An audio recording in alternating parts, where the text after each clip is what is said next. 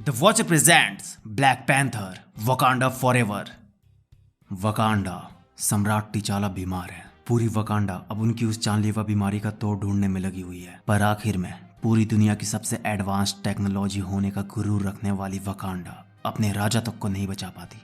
और अब 1 साल बाद राजा मर चुका है। ये बात पूरी दुनिया में फैलते ही बाकी देश वकांडा के वाइब्रेनियम के लिए उस पर किसी भूखे भेड़िए की तरह झपट पड़ते हैं। और इतना ही नहीं, टिचाला के जाने के बाद पूरे देश को संभालने की जिम्मेदारी अपने कंधों में लेने के बाद महारानी रेमोंडा को यूएन में कई सवालों और इंजामों से घेर दिया जाता है, जिनमें मेन मुद्दा वाइब्रेनियम ही रहता है। पर ये एसी में बैठने वाले लोग ये भूल जाते हैं कि जो उनके सामने बैठी हुई है एक पैंथर को जन्म देने वाली कोई आम औरत नहीं है। यहाँ महारानी रेमोंडा पूरी दुनिया को उनके ही बीच उनकी ही नजरों में नंगा कर देती है। वो वाइब्रेनियम हड़पने के लिए दूसरे देश के घुसपैठियों को बीच यूएन में लाकर पटक देती है और खुलेआम सबको ये चेतावनी देती है कि अगर किसी ने ये सोचकर कि ब्लैक पैंथर वकांडा का रखवाला अब नहीं रहा तो वकांडा अब कमजोर पड़ गया है, दोबारा हमला करने की कोशिश की, इसका अंजाम बहुत बुरा होगा। वकांडा अपने देश के दुश्मनों को कड़ी से कड़ी सजा देगा। पर अक्सर ऐसा होता है कि जो पूरी दुनिया से लड़ने की ताकत रखता है वो अपनों से ही हार जाता है, और यही कुछ ऐसा हाल यहाँ महारानी का भी होता है। वैसे इधर दूसरी तरफ जब अमेरिका बात से वकांडा को नहीं झुका पाता तो चाल पर उतर आता है,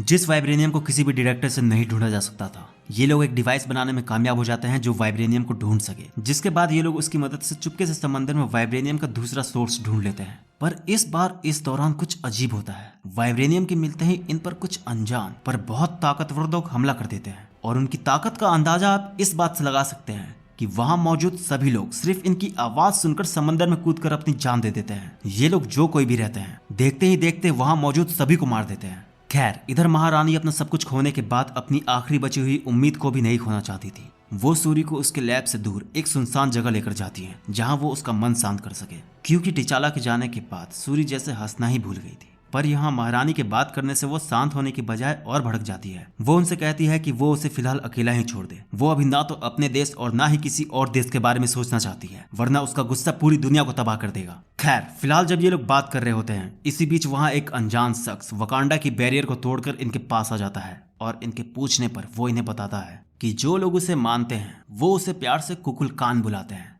और उसके दुश्मन उसे नेमोर कहते हैं। अपना नाम बताने के बाद नेमर उन्हें अपने आने का कारण भी बताता है कि अमेरिकियों ने समंदर में उसके वाइब्रेनियम को ढूंढ लिया है, और क्योंकि वाइब्रेनियम का पता पूरी दुनिया को टिचाला की वजह से चला है, तो अब वकांडन्स की यह जिम्मेदारी बनती है कि वो लोग उस डिवाइस को बनाने वाले साइंटिस्ट को ढूंढे और उसे पकड़कर उसके हवाले कर दे, वरना उसके पास इतनी सेना है कि वो जब चाहे वकांडा का नामो निशान मिटा सकता है। नेमोर की धमकी देकर जाने के बाद सभी सोच में पड़ जाते हैं कि अब वो आगे क्या करे, क्योंकि ब्लैक पैंथर के ना होने की वजह से वकांडा का हौसला पहले से ही आधा हो चुका था। तो ऐसे में एक बड़ी लड़ाई वकांडा इस वक्त अफोर्ड नहीं कर सकता था।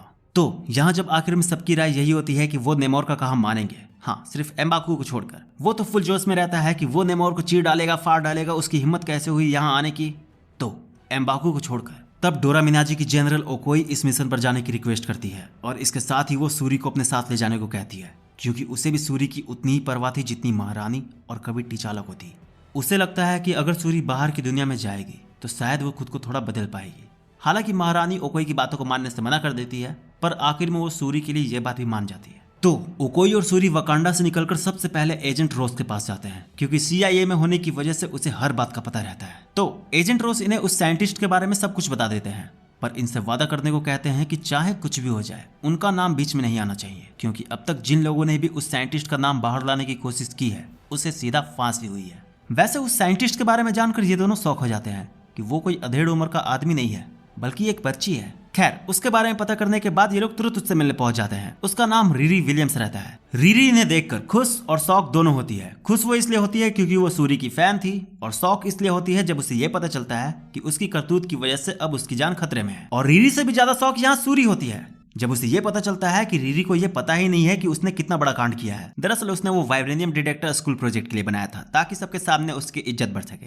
खैर, अब जो होना था वो तो हो गया। अब नेमोर से उसे बचाने के लिए सूरी उसे जल्दी वकांडा चलने के लिए मना लेती है, पर जब वो लोग वहां से जाने से पहले उसके रिक्वेस्ट करने पर उसके गैराज जाते हैं, तब वहां अचानक FBI पहुंच जाती है और इन्हें हर तरफ से घेर लेती है। पर यहाँ घबराने वाली कोई बात नहीं रहती है।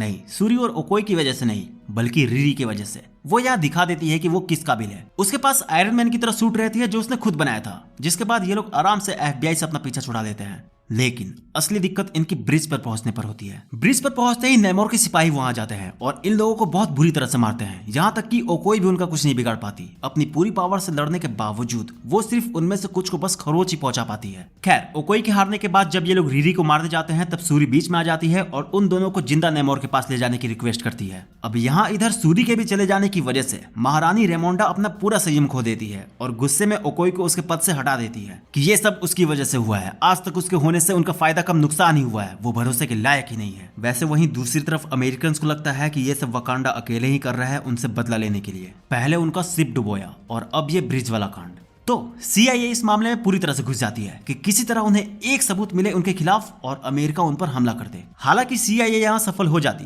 पर ब्रिज पर सूरी के कीमोयो बीट्स CIA के किसी एजेंट के हाथ लगते उससे पहले रॉस वहां पहुंच जाता है और वो कीमोयो बीट्स वहां से उठा लेता है। हालांकि ऐसा करके वो अपनी जान और जोखिम में डाल देता है, क्योंकि उसकी एक्स वाइफ वैलेंटाइन अब CIA की हेड रहती है और उसकी नजर रॉस पर ज्यादा रहती है। पर इतना सब कुछ होने के बाद भी रॉस इनकी मदद इसलिए करता है क्योंकि कभी वकांडा ने भी उसकी मदद की थी जब सबने उसका साथ छोड़ दिया था। खैर, इधर नेमोर सूरी से मिलने के बाद उससे प्यार से बात करता है और उसके कहने पर उसे पूरा तलोकन दिखाता है जो समंदर के नीचे उसकी अलग ही दुनिया थी। और इन सब के बाद वो सूरी को अपने बारे में और डिटेल में बताता है कि उसका जन्म कैसे हुआ, उसके पूर्वज कौन थे, उन्हें अपनी शक्तियां कैसे मिली और वो अपने लोगों के बारे में क्या सोचता है। और आखिर में वो सूरी को भरोसा दिलाने के लिए कि वो और उसका तलोकन उसके साथ है, अपनी माँ की ब्रेसलेट उसे गिफ्ट कर देता है जो कि वही जड़ी बूटी से बनी थी जिससे उसके पूर्वजों और उसे अपनी पावर्स मिली थी। पर यहाँ वो इतना सब कुछ इसलिए नहीं कर रहा होता क्योंकि वो अच्छा था, बल्कि उसे लगता है कि सूरी ने उस साइंटिस्ट को उसके पास मारने के लिए लाकर उसकी बात मान ली है और अब वो पूरी दुनिया को खत्म करने में उसकी मदद करेगी,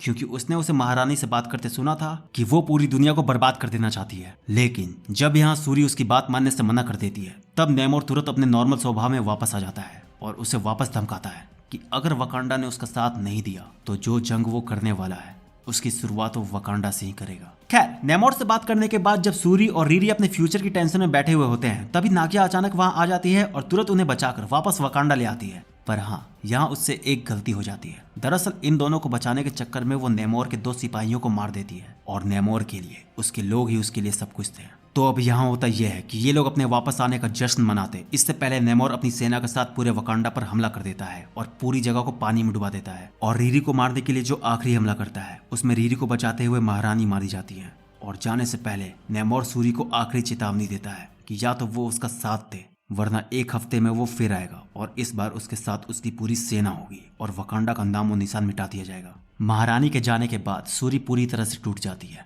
पर नेमोर से बदला लेने के लिए वो अब किसी भी हद तक जाने को तैयार थी। तो अब यहाँ होता यह है कि जिस ब्रेसलेट को नेमोर ने उसे गिफ्ट के तौर पर दिया था उस ब्रेसलेट की जड़ी बूटी की सैंपल से वो वापस से वो फूल बना लेती है जिसे किलमॉन्गर ने ब्लैक पैंथर बनने के बाद जला दिया था ताकि उसके बाद कोई और ब्लैक पैंथर ना बन पाए। तो वो फूल वापस बनाने के बाद सूरी नाकिया की मदद से वकांडा की नई ब्लैक पैंथर बन जाती है। वैसे इतने सारे हाइपरटेक के बीच होने से रीरी भी शांत नहीं बैठती, वो भी अपने लिए एक एडवांस सूट बनाती है जिसके बाद ये लोग पूरे वकांडा को फिर से एक साथ करते हैं। और इससे पहले नेमोर इन पर अपनी पूरी ताकत के साथ अटैक करे उससे पहले ये लोग उस पर अटैक करने का डिसाइड करते हैं। और यहाँ सूरी नेमोर की सुपर स्ट्रेंथ को रीरी की मदद से सरप्रेस करने का भी रास्ता निकाल लेती है। तो अपने ब्लैक पैंथर के मिलने की वजह से वकांडा अपनी पूरी ताकत के साथ नेमोर पर हमला करने निकल पड़ता है। यहाँ तक कि जिस ओकोई को मॉडर्न टेक से नफरत थी वो भी वकांडा के लिए सूरी की बनाई नई सूट को एक्सेप्ट कर लेती है। तो ये लोग नेमोर पर अटैक करते हैं और इनकी लड़ाई जबरदस्त होती है, पर थोड़ी ही देर में कुछ को छोड़कर बाकी नेमोर की सेना के आगे टिक नहीं पाते क्योंकि पानी में उन्हें हराना नामुमकिन था।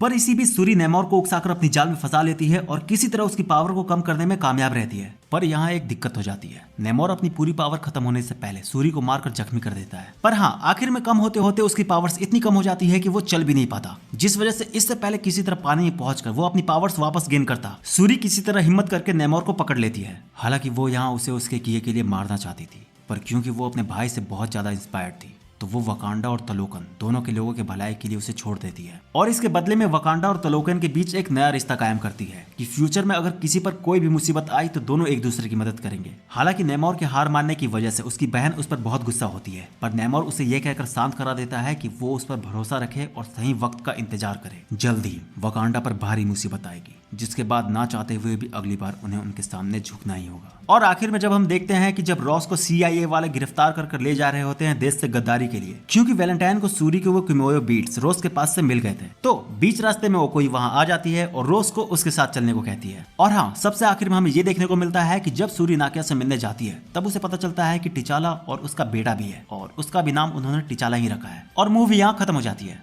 तो यार बस इस वीडियो में इतना ही। वीडियो कैसी लगी कमेंट करके जरूर बताना और इस तरह की और मूवीज देखने के लिए चैनल को सब्सक्राइब करके बेल आइकन को प्रेस कर दो। तो मिलते हैं नेक्स्ट वीडियो में, तब तक के लिए बाय।